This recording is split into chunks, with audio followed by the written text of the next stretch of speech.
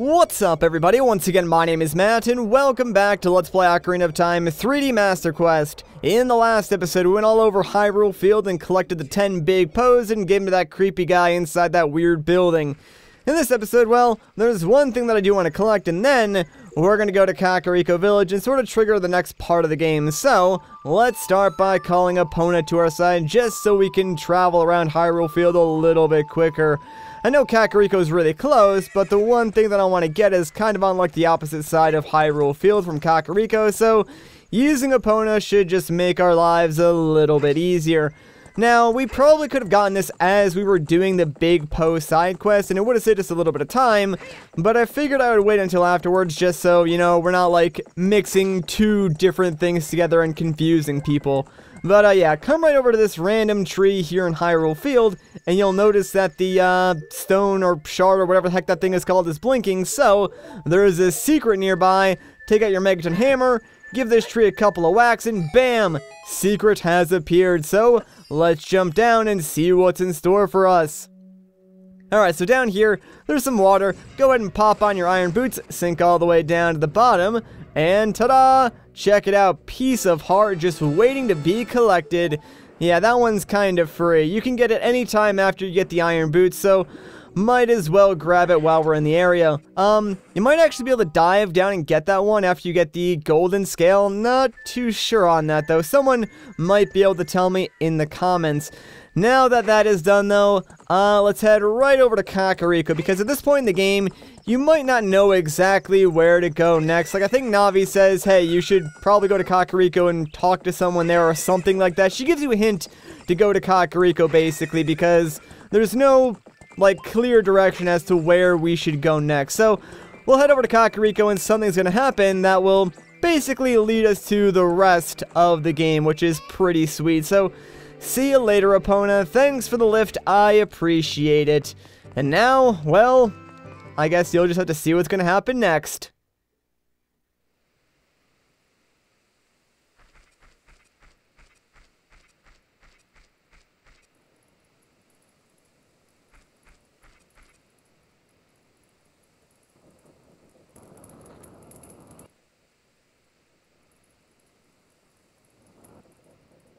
Turns out Sheik was evil the whole time! Nah, I'm just kidding.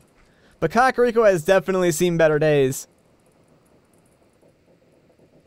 Get back, Link.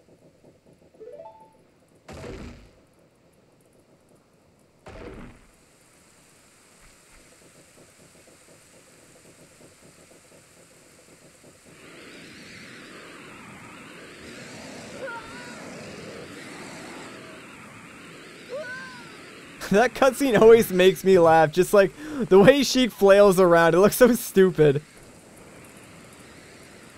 And oh no, what is this weird shadow thing? That certainly can't be any good. Link, I'm not so sure that we can take this thing. Maybe now is not the best time to play hero, my man.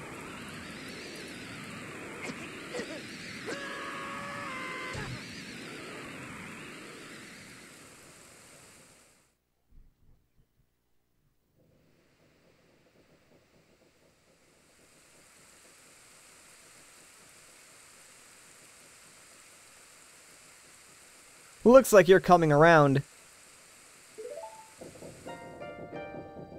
Link, a terrible thing has happened. The evil shadow spirit has been released. Impa, the leader of Kakariko Village, had sealed the evil shadow spirit in the bottom of the well. But the force of the evil spirit got so strong, the seal of the well broke and it escaped into this world. I believe Impa has gone to the Shadow Temple to seal it again, but she will be in danger without any help. Link, Impa is one of the 6 sages. Destroy the evil Shadow Spirit and save Impa. There is an entrance to the Shadow Temple beneath the graveyard behind this village. The only thing I can do for you is teach you the melody that will lead you to the Shadow Temple. This melody that will draw you into the infinite darkness that absorbs even time. Listen to this. The Nocturne of Shadow.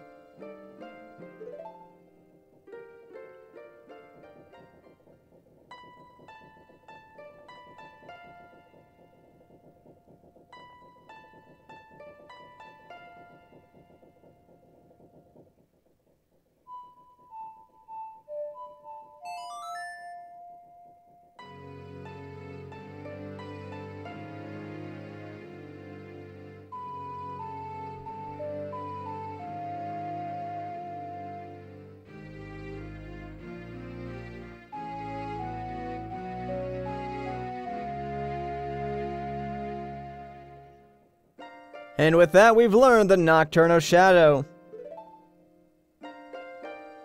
Let me take care of the village. I'm counting on you, Link.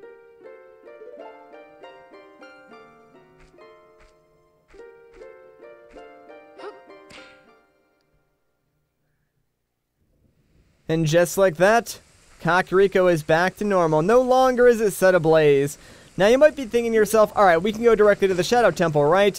Well, you're only half right. We could, but we couldn't really make much progress because there's an item that we need. And we get that item from the bottom of the well. But if we go down there as adult Link, the entrance is sort of blocked off. So we need to return here as a kid. So let's head back to the Temple of Time. That way we could go back in time 7 years and take on the bottom of the well. Now I should mention, before you do this, you need to have the Song of Time. So if you haven't done so already, go talk to the guy in the windmill. And then, we already did this, but you need to go and play the Song of Time for the guy in the windmill as young Link. And that will sort of drain the water of the well, allowing you access to the bottom of the well.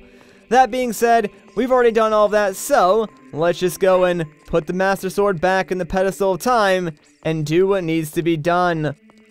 Here we go.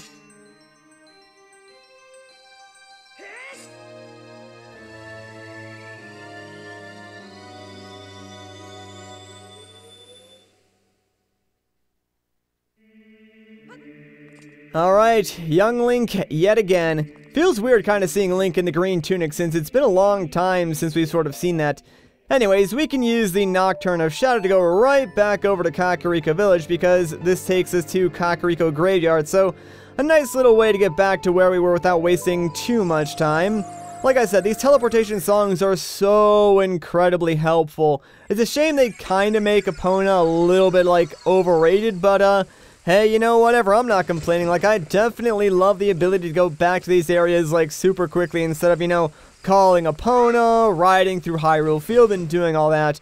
Plus, Epona does have, like, several other uses in the game that make her a valuable sidekick to Link, so I'm okay with it. Anyway, now that we're back here in Kakariko, since we already did play the Song of Storms for the Windmill guy as young Link, which, by the way, the only reason I did that is because I kind of messed up, like, my whole traveling back in time thing. Like, I already traveled back in time more times than I probably needed to, like, in the entire game. If I plan things out better, I probably only need to travel back in time, like, maybe twice up to this point, but I think I've gone back, like, 3 times. Anyways, though, as I was saying, yeah, the well is already drained, so let's head into the bottom of the well. Now, the bottom of the well is basically young Link's equivalent of the Ice Cavern in that it's a small mini temple where you get an item that you desperately need for the next major temple. I suppose it would be possible to go through the Shadow Temple without this item, but trust me, this makes it a whole heck of a lot easier. Alright, so there is a Redead right there. I could play the Sun Song to stun it, but I can also just tippy-toe right past it. And yeah, if you walk slow enough, they will not be alerted to your presence. So, goodbye, Redead. It was nice knowing you. And we should be good now. So this is like the main hub of the bottom of the well. Let's start by going right because there's a rock over here that we need to blow up. So let's grab our bombs and just place one right over here. Do your stuff, bomb. Or not, apparently. Alright, let's try that one more time. Come on. Alright, seriously, what is this rock made out of? Like, do I have to be like right on top of it?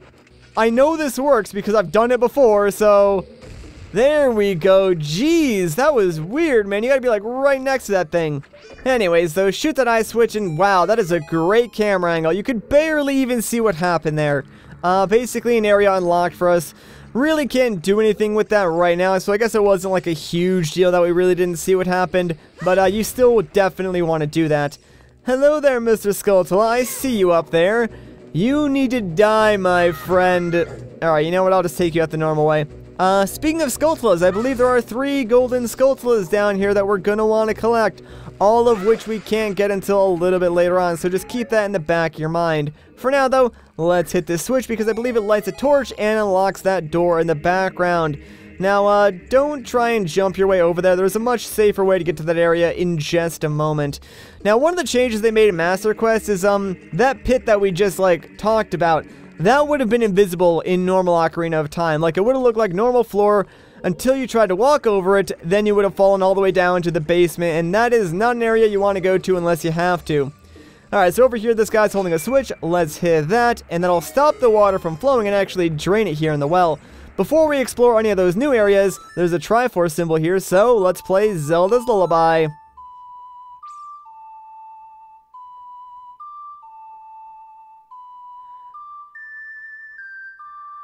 And what this is going to do is unlock that area behind us and check it out. There's a big chest, so let's grab it.